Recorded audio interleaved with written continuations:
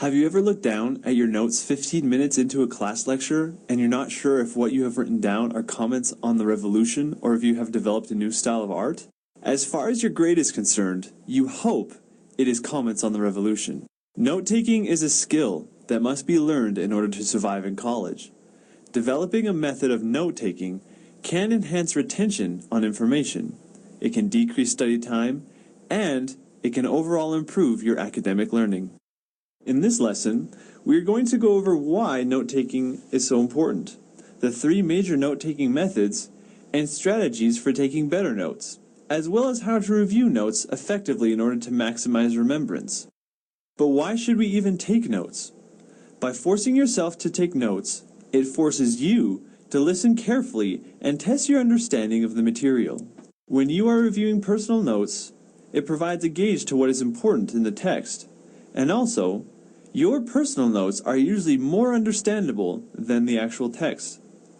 The writing down of important points helps you to remember them even before you have studied the material formally. Here are some quick tips to help you get started. Before coming to class, make sure to complete all your homework. This will give you the edge to know what the teacher is discussing. Second, prepare a list of questions to ask the teacher. If you don't have any questions, you aren't thinking deeply about the material. Third, be physically and mentally present in every class. Make sure you use the restroom, drink some water, and eat a good snack so you're ready to learn.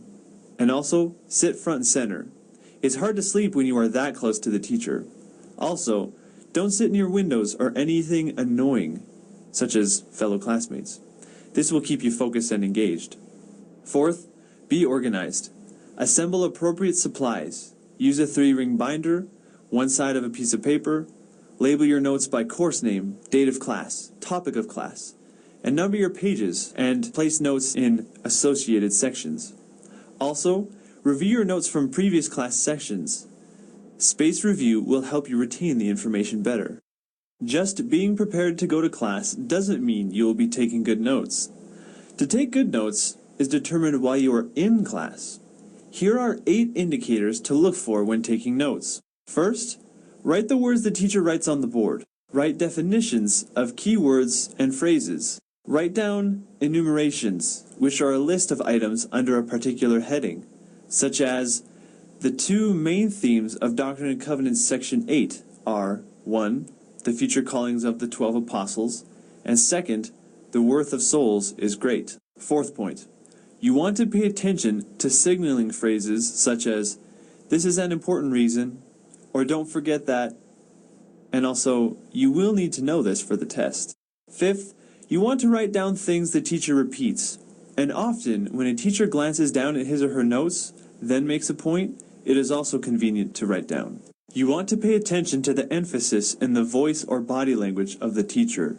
You want to write down examples the teacher gives. And finally, you want to watch out for signal words that indicate main ideas or supporting details, and summaries given at the end of class and the reviews at the beginning of class.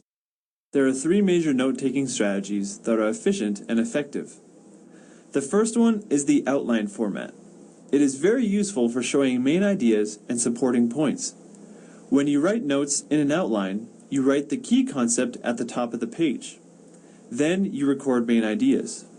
Under each main idea, indent a few spaces and record related secondary ideas. Under each secondary idea, indent a few more spaces and record any related major supporting details. If you need to add minor supporting details, indent those lines even further.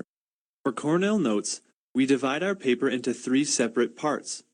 First, draw a vertical line 2.5 inches from the left side of the page.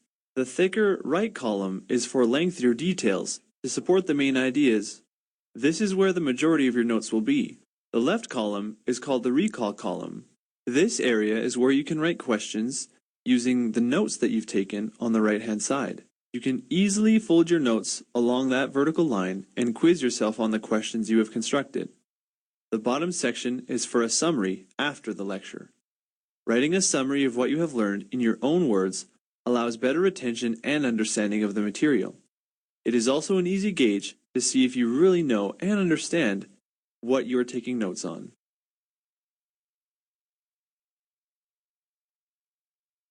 The third method is mind mapping. Mind mapping is a way of taking notes by making a visual picture of the lecture or readings. This is an especially great way to take notes for visual learners. If your professor has a tendency to skip around in their lectures, this method has proven quite effective. The main idea behind mind mapping is to create notes the way the mind works so you remember them better. First, you start with a topic in the center and enclose it somehow. Examples include the title or subject being discussed. Second, use branches. Use a branch for each subtopic. Third, you want to add details. Details are what you want to remember about each of the subtopics. Keywords are usually sufficient because the topics make it obvious as to what you are talking about. Fourth, you want to personalize it. Each map you make should be personalized to meet your specific needs. Ways to personalize are using pictures, symbols, colors, or charts. When you first develop your own method of mapping, turn the paper horizontally. The best thing to do is to start mapping, then refine, and then correct a mapping style that will work for you. Most importantly, be creative.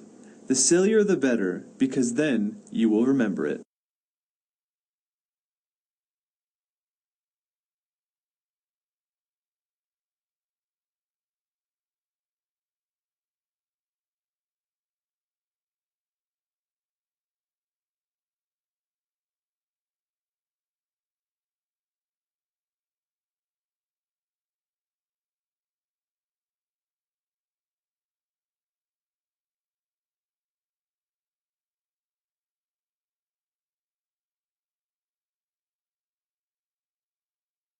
So how many notes should I take? If you pay attention in class, you will soon develop an instinct to what is important and what is not. If you're not sure whether terms, facts, or ideas are significant, here is a good rule to follow. When in doubt, just write it down. This doesn't mean you should or could get any work written down, but you should plan to do a good deal of writing in class. Also, don't worry if you don't understand everything you record in your notes.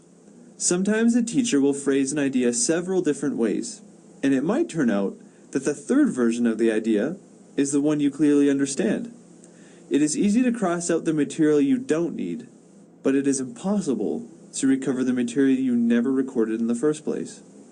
And keep in mind that by writing too much rather than too little may mean the difference between passing and failing a course, or between a higher and a lower grade. Here are 3 quick tips when taking notes. First, leave blank spaces for items or ideas you miss. Right after class, ask a student or the teacher to help you fill in the gaps. Also, if you fall behind in your note-taking, concentrate on what seems to be the main idea rather than the supporting details. You may be able to get the supporting details from another classmate or from your textbook. Don't hesitate to ask the instructor questions if certain points are confusing to you. Other students are likely to have the same questions, but are reluctant to have the material clarified. And remember, a teacher favors a student who shows interest and curiosity. Third, don't stop taking notes during discussion periods. Many important ideas that your instructor might not present formally may be brought up during informal discussions. Let's learn how to review. Immediately after class, make sure your notes are accurate, complete, understandable, and you can identify the main topics. You may even want to write a quick summary in your own words to commit to memory. You also want to quiz yourself on what you just took notes on. If you are using the Cornell note method, then you can fold along that 2-inch line and use the questions you have formulated. If you are using a different note-taking method, create questions from the main topics and key points and then quiz yourself on those. You also want to discuss the in-class lecture with friends and classmates. If you can't teach in your own words what you have learned, you probably don't know the material at the level to perform well on the exam. You also want to exchange and compare notes with a classmate. You might have missed a key idea, but your neighbor might have recorded it. Sharing notes gives you a more complete overview of the lecture. Talk with the instructor after class. Personal one-on-one time with the teacher is important.